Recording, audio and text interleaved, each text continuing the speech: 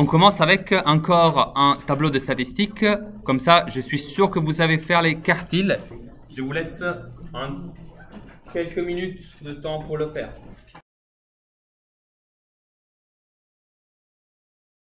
Alors, qu'est-ce que nous avons? Nous avons les réponses à la question combien d'exercices de mathématiques vous réalisez à la maison par semaine? D'exercices avec un S. Et nous avons des effectifs. La première chose, encore une fois, c'est le réflexe, c'est le bon réflexe. Comptons l'effectif total. Comptons donc combien de personnes ont répondu globalement. Alors, 3 et 5, ça donne 8. 8 et 7, ça donne 15. 15 et 4, ça donne 19. 19 et 2, ça fait 21. Et si je ne me suis pas trompé à compter, 21 plus 3, ça doit faire 24. Est-ce que vous avez trouvé 24? Oui? Bon.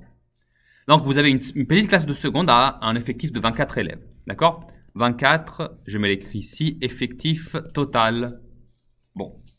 Maintenant, donc, quand je vais faire les fréquences, il va juste falloir que je fasse la valeur de tous les effectifs. Donc, ça, et ça, divisé à chaque fois par 24. D'accord? Donc, pour le premier, je vais faire 3 divisé par 24. Alors, il est marqué qu'il faut les exprimer avec les décimaux, avec une précision au centième près. Bah, du coup, c'est exactement ce que je vais faire. J'ai ma menu de calculatrice, je vais sur Menu, j'ai fait 3 divisé par 24, et je trouve 0,125.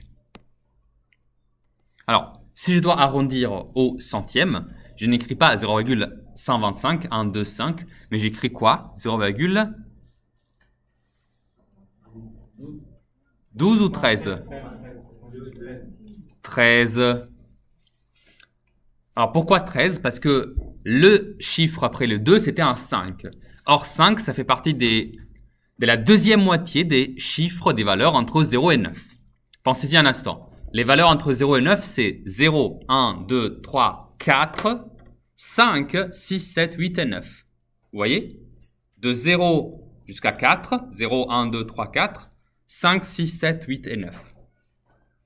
Comme il est dans la deuxième moitié, bah du coup, j'ai arrondi au supérieur parce que je suis plus proche de 0,13 que de 0,12. Donc, j'écris 0,13. Bon. La suivante, c'est 5 divisé par 24. Là, j'accélère un peu. C'est 0,208. Alors, clairement, ici, je vais arrondir à 21, du coup. Ensuite, alors j'ai un autre 3 à la fin. Je peux déjà le remplir, du coup. Ensuite, j'ai 7 divisé par 24, toujours. Ça, c'est 0,29. Alors, comme il y a un 1 après, je laisse 0,29. Puis, j'ai 4 et puis j'ai 2. Donc, je fais 4 divisé par 24. Ça fait 0,17. Et enfin, j'ai, c'était un 5. Non, c'était un 2.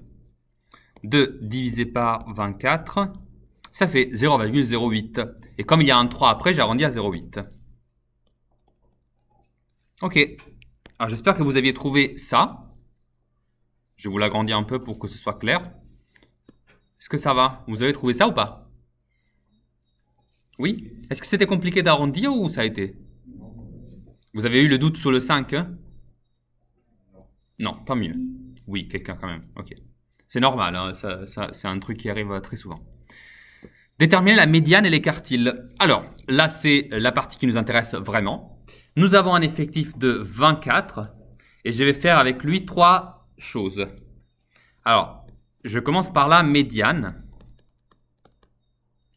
Alors, pour la médiane, je remarque que cet effectif-là est pair. D'accord? Donc, je fais d'abord 24 divisé par 2. Je trouve que ça fait clairement 12. Je n'ai même pas besoin de faire le calcul à la calculatrice, ça va, je pense. 12, et donc je vais faire la moyenne entre la 12e et la 13e valeur, par contre. Alors, avec un peu de chance, ce sera la même valeur, la 12e et la 13e. Ici, effectivement, ces deux valeurs, c'est D3. Parce que si vous lisez les effectifs que j'ai additionnés juste ici, bah, je vois que là, jusqu'à la 8e valeur, c'est des 2. Et à partir de la 9e jusqu'à la 15e, c'est des 3. Donc, la 12e valeur en particulier, c'est un 3. La 13e, c'est encore un 3. Et donc, je vais faire 3 plus 3 divisé par 2. Et 3 plus 3 divisé par 2, clairement, ça fait 3.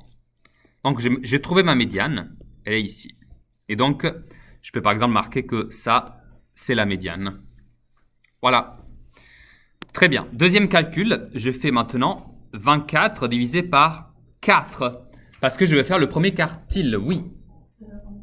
Ça peut être, si c'était 3 et 4, ça aurait été 3,5. 24 divisé par 4, donc on disait, je pense que vous êtes d'accord, hein, ça fait 6. Et là, je ne fais rien. 6, c'est déjà une valeur entière et ça me convient parfaitement.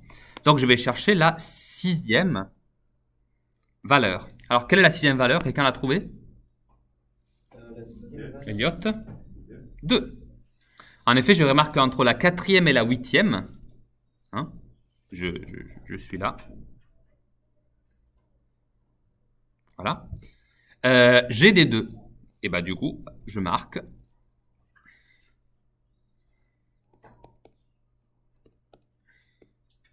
C'est en 2. Donc, ça, c'est mon premier quartile, Q1. Premier quartile. D'accord? Enfin, le troisième quartile. Excusez-moi, je le reporte un peu plus à droite, sinon j'ai plus d'espace. Alors, le troisième quartile. Donc, je fais 3 quarts fois 24, ou si vous préférez, vous faites 24 fois 3 quarts. Hein, c'est pareil, vous savez les multiplications, toujours dans l'ordre que l'on veut. Alors, si je fais cette opération, vous trouvez 18. Et donc, je me concentre sur la 18e valeur. Alors, quelle est la 18e valeur ici? Je pense que vous la voyez. Hein. Vous avez que la 16e, 17e, 18e et 19e valeur, c'est des 4. Donc ici, vous avez un troisième quartile qui est situé pile ici. Et je vais juste me le marquer. La 18e valeur, c'est un 4. Voilà. Alors, petite remarque d'un point de vue graphique. Hein. Si on regarde bien, si on regarde la disposition de ces trois valeurs, 2, 3 et 4, vous voyez, ils ne sont même pas forcément centrés par rapport aux valeurs de la série statistique. Vous avez que là, vous avez 0, c'est une valeur, et là, vous en avez 2, 5 et 7. Mais vous voyez, justement, l'importance des quartiles et de la médiane, c'est qu'elles ne sont pas relatives aux valeurs prises par la série. Elles sont relatives à l'effectif de cette série. Et par rapport à l'effectif, elles sont bien positionnées. Vous avez donc la 6e valeur ici. Ça, c'était le milieu entre la 12e et la 13e. Et ça, c'était la 18e. Et ça partage parfaitement un nombre de 24 effectifs.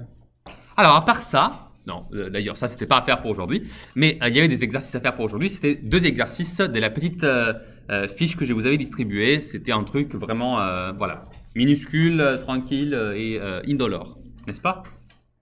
Oui, facile. Est-ce que je peux glisser maintenant?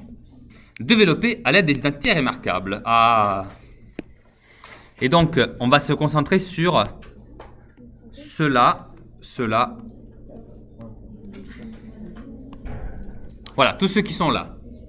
Il y en a 6. Moi, ce que je vous propose, c'est que je vous écris les résultats et vous me dites si vous avez trouvé la même chose ou autre chose, et au cas où, je vous explique, d'accord? Parce qu'il y en a certains qui sont vraiment simples et certains qu'on a vraiment presque déjà fait, d'accord?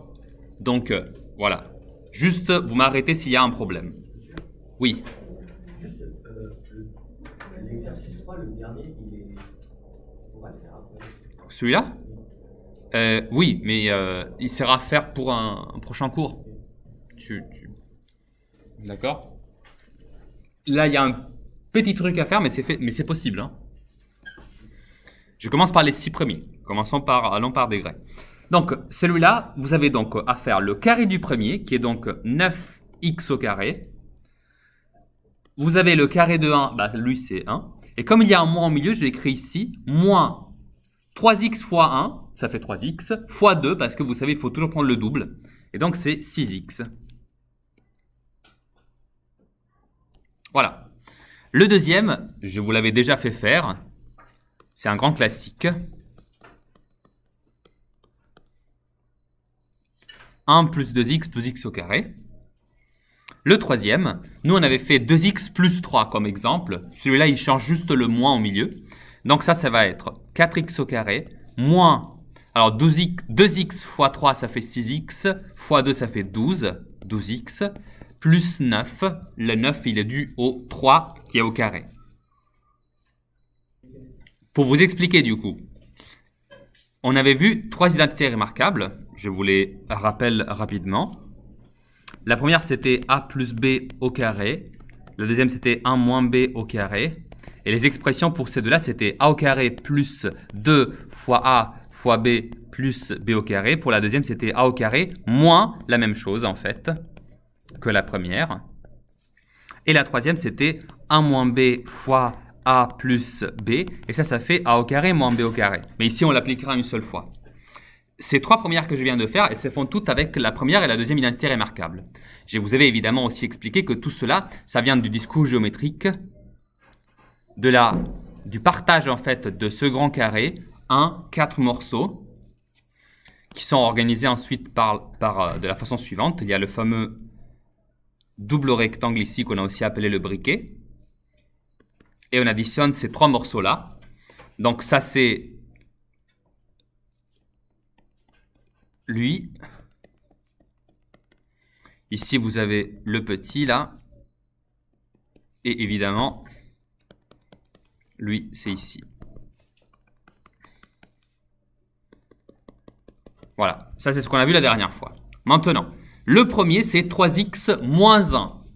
Attention, hein. Si c'est 3x moins 1, ça veut dire que je fais appel à la deuxième. C'est donc celle-là que je dois appliquer. Ok? Quels sont les rôles ici? Alors la formule est écrite pour a et b. Ici je n'ai pas a et b, j'ai 3x et 1. Alors j'imagine que du coup, si ça c'est a, son correspondant ça va être 3x. À a je vais soustraire b. Et du coup l'équivalent de b ça va être 1. Je fais quoi du coup avec a et b? J'ai fait le premier au carré. 3x au carré, ça fait combien? Non.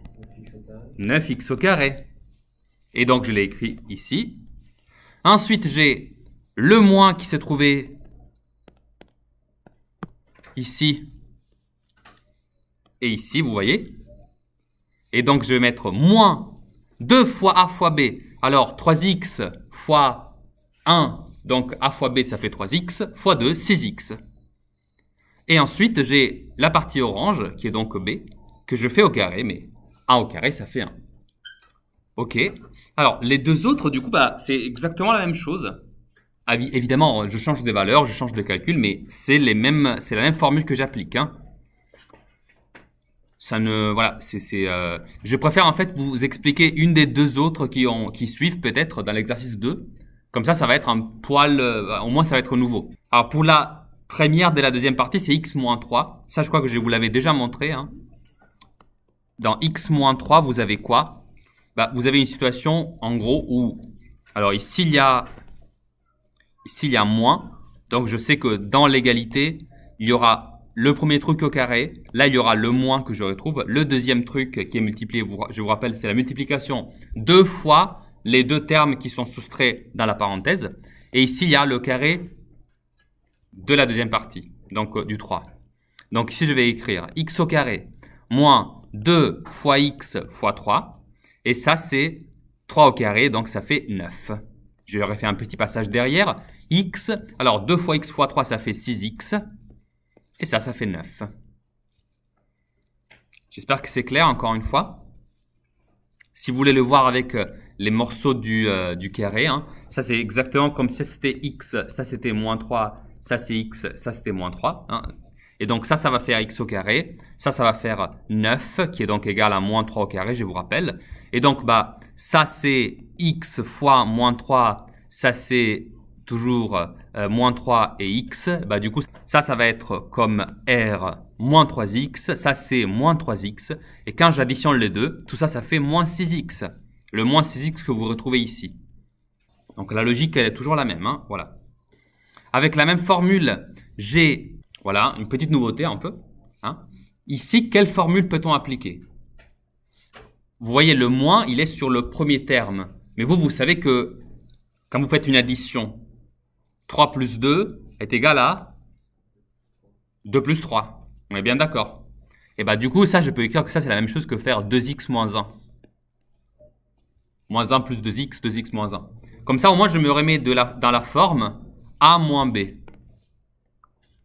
Exactement comme j'ai fait avant. Et donc là, je vais écrire, donc ça va être... Alors, le carré du premier, 2x au carré, je vais le faire après, moins 2 fois 2x fois 1, plus 1 au carré. Je développe ça. Alors, 2x au carré, ça fait 4x au carré. Hein? 4x au carré. Alors, ça, c'est 2 fois 2x fois 1, ça fait 4x, plus 1. Et dernier, alors le dernier, c'était une application de la troisième formule. Et je pense que là, vous n'avez pas trop de doutes parce que c'est la seule formule qui n'a pas de carré qui apparaît. Donc, ici, vous identifiez, je pense, assez facilement qu'il y a lui moins lui et lui plus lui. Et bah du coup, ce que vous faites à la fin, c'est juste le carré du premier moins le carré du deuxième. Vous voyez, j'ai mis des parenthèses partout pour être très clair, mais en fait, ici, vous pouvez écrire directement x au carré moins 9. Voilà, je pense que ça, c'était peut-être le plus facile. C'est bien que ce soit le dernier, comme ça, on termine en beauté. Je tiens à être clair, hein. Ce chapitre, pour le moment, c'est un chapitre purement calculatoire. C'est important de savoir faire les calculs d'une façon intelligente. Ça nous permet d'économiser du temps. D'accord? Et ça met en action la partie mécanique de notre cerveau. En fait, vous intégrez un nouveau mécanisme. C'est exactement comme vous apprenez à faire une chorégraphie. Vous savez, quand vous faites de la danse ou par exemple quand vous préparez un mouvement de sport très technique. Il faut d'abord le faire comme si en le découvrant parce qu'on ne sait pas le faire avant. Mais après, ça va devenir naturel. D'accord? On l'intègre et ça devient une mécanique acquise qu'on ne vous retirera plus jamais. Aujourd'hui, on va donc en faire plusieurs. Je vous remets donc cet écran-là. Je vous avais corrigé les 3 premières. Donc, ça pour moi, c'est déjà fait. Ces 3-là, je vous les ai déjà corrigés. Je vous laisse donc poursuivre avec le reste de ces exercices. En particulier, ça, c'est super important pour moi. C'est toujours un entraînement sur les formules de base. Je vous conseille de faire ces 3 exercices-là avec les formules devant les yeux.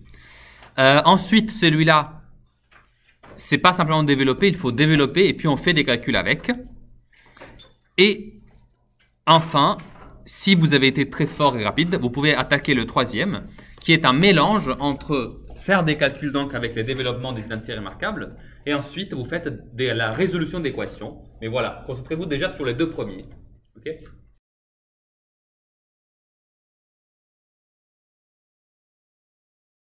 Moi, mon but, c'est plus honnêtement aujourd'hui que vous sachiez tous avancer sur celle-là.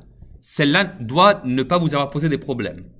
Ça, c'est super primordial, c'est super important. Ok? Alors, je me concentre un instant là-dessus, d'accord? La première, c'est 4x moins 3. Alors, la première étape, quand vous faites ce type d'exercice, c'est l'identification de l'identité remarquable. C'est laquelle? La 1, la 2 ou la 3 ici? Eva, à ton avis? La 1, la 2 ou la 3? Quelle identité remarquable j'applique? La 1, la 2 ou la 3? La 1, la 2 ou la 3? C'est 4x moins 3 au carré. Cette expression-là, tu la retrouves ici, ici ou ici. La deuxième, oui, c'est ça. C'est ça, car tu as ici 4x, ici tu as 3, et surtout, au milieu il y a un moins. Et donc, entre les 3, moi je remarque que, tu vois, celle-là, elle présente un... Pardon, c'est trop large ça. Celle-là, elle présente un plus au milieu et un carré à l'extérieur. Celle-là, elle a le moins au milieu et oui, elle a le carré à l'extérieur, mais c'est surtout le moins au milieu qui me dérange. Alors que là, je retrouve exactement le même moins et le même carré à l'extérieur. Celle-là, la dernière, n'a même pas de carré. Donc, ça ne peut pas être celle-là. C'est la plus facile à exclure, celle-là. Bon. Je récopie du coup l'expression.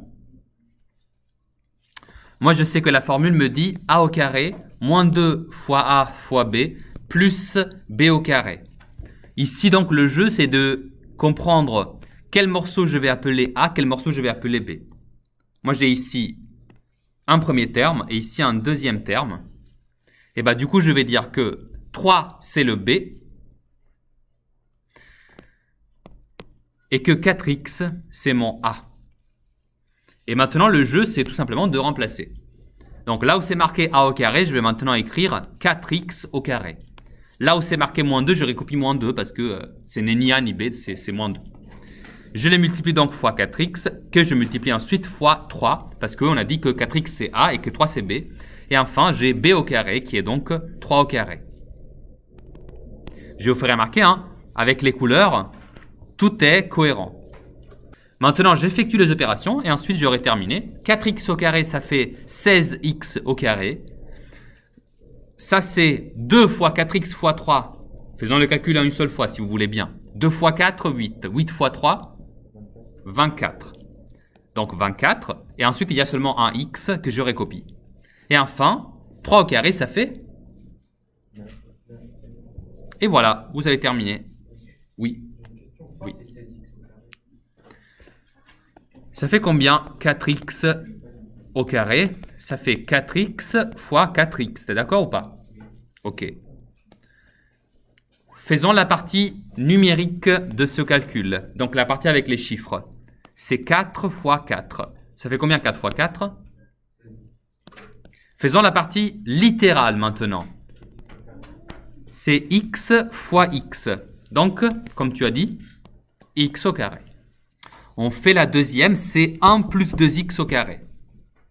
La deuxième, c'était 1 plus 2x, le tout au carré.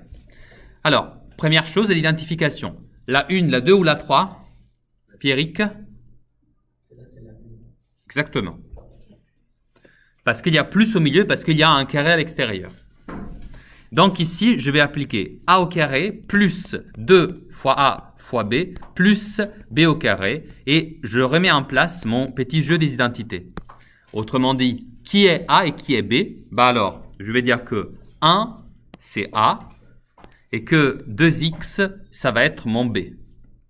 Pardon, j'ai oublié un a qui était là. Et donc, quand j'applique ça, je vais écrire 1 au carré plus 2 fois a fois b plus 2x au carré. Quand j'effectue les calculs, ça fait 1 au carré, voilà, c'est facile, ça fait 1. 2 fois 1 fois 2x, ça fait 4x. Et enfin, 2x au carré, Bélaïd, ça fait 2x au carré, écrit comme ça. Ici, c'est un jeu de rôle. Il faut comprendre quelles valeurs ont quel rôle. Dans la formule que je t'ai montrée, celle-là, cette formule, je te l'ai écrite dans la version, juste la partie utile, mais cette formule-là, c'est la formule qui m'explique qu'est-ce que ça fait a plus b au carré. Ok? A plus b au carré, c'est juste une expression qui m'indique que tu fais la somme de deux choses, une chose jaune et une chose verte, et que pour exprimer cette somme au carré, tu appliques cette expression-là, qui donc va mélanger la partie jaune et la partie rouge et la partie verte. Et donc ici, je procède au jeu de rôle dont je parlais. Comme ici j'ai 1 plus 2x, qui sont deux valeurs qui m'intéressent. 1, ça va être mon a, et 2x, ça va être mon b. Quand j'applique cette formule, du coup, je fais a, qui était donc 1, au carré, 2x, et pardon, 1, il apparaît aussi là, donc je le réécris. 2x, il était mon b, donc il réapparaîtra là et là au carré. Et donc j'écris 2x et 2x au carré. C'est un jeu de remplacement une fois que j'ai compris qui était qui dans la formule. La dernière, c'était x moins 7 fois x plus 7. Alors, celle-là, c'est clairement la troisième identité remarquable. Pourquoi? Parce que c'est la seule où il n'y a pas le carré de quelque chose. C'est juste un truc moins un truc multiplié fois les mêmes deux choses mais additionnées.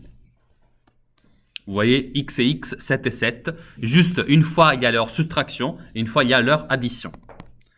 Et ici, la formule était a moins b fois a plus b égale a au carré moins b au carré. Ici, du coup, bah, c'est simple. Hein. Je fais juste x au carré moins 7 au carré. Alors, x au carré, c'est x au carré, clairement. Et 7 au carré, ça fait... Voilà. C'est fini. Alors, je voulais vous faire la première de ce bloc-là, parce que du coup, vous m'avez posé des questions sur le fait qu'il y avait des incompréhensions. Alors, regardons un instant qu'est-ce que j'ai sous les yeux. J'ai ici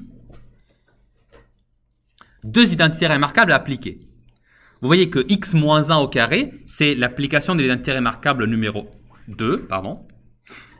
J'ai inversé l'écriture. Ça, c'est l'application de a moins b au carré, clairement. Il y a un moins ici. Vous le voyez. OK? Et ça, c'est l'application de a plus b au carré.